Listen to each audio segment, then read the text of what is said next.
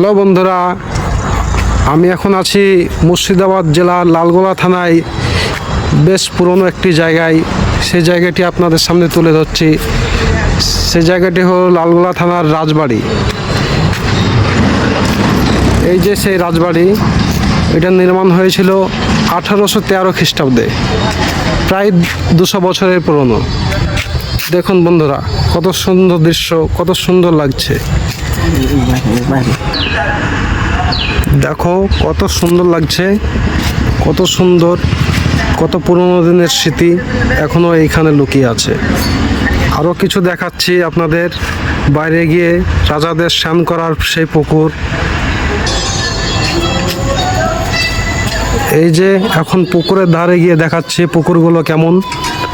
আর আগের দিনে পুকুরে স্নান করতো রাজারা, সেই জায়গাটি তুলে ধরবো আপনাদের সামনে। এই সেই পুরোনো দিনের পুকুর। এইখানেই ঘাট ছিল, এইখানেই রাজাদের সব বংশধররা স্নান করতো। এই সেই ঘাট, এই সেই বিশাল বড় পুকুর। আর এইগুলো পুকুরের ধারে সব এরিয়া, এখন বর্তমানে রাস্তা।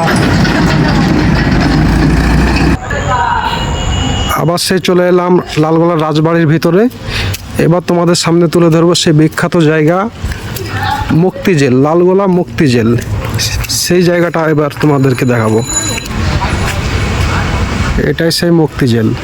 দেখো এবার মেন গেটটা দেখাচ্ছে মুক্তি জেলের। এটা সেই মেন গেট,